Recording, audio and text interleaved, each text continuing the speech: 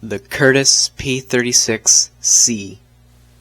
The P-36 first took to the skies in 1935 and entered service in the United States Army Air Corps in 1938. The P-36 was then mass-produced and exported to nations across the world, ending its service in Argentina in 1954. The P-36 was used in combat in the Battle of Gondar by the RAF, the Japanese Sino War by the Chinese Air Force, in the Continental War, where 190 Soviet aircraft were shot down by 58 P-36 Finnish pilots, two of which would become the highest-scoring aces for the P-36. The Dutch East Indies used the P-36 to defend themselves from the Japanese invaders. The only combat for the P-36 with the United States was during the bombing of Pearl Harbor, which were some of the only United States aircraft to get into the air during the attack. To this day, only two P-36s are on display in the world.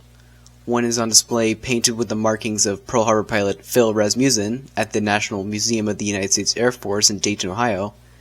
The other is on display at the Royal Thai Air Force Museum in Bangkok.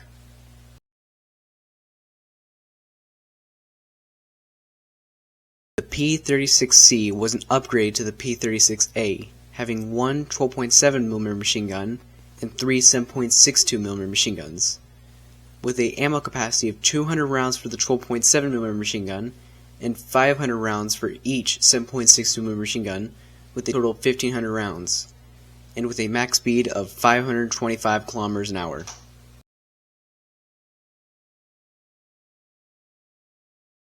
The best ammo loadout for air targets is the universal loadout for all four machine guns.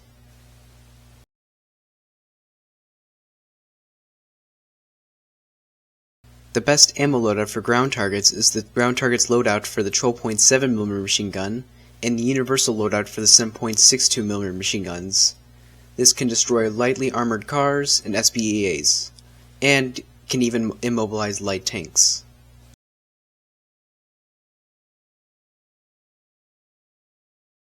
As you climb farther and farther up the BR, the more ineffective machine guns and 20mm autocannons are against naval targets. So the 12.7mm machine gun with the ground targets loadout is the most effective against small, light torpedo boats or patrol boats.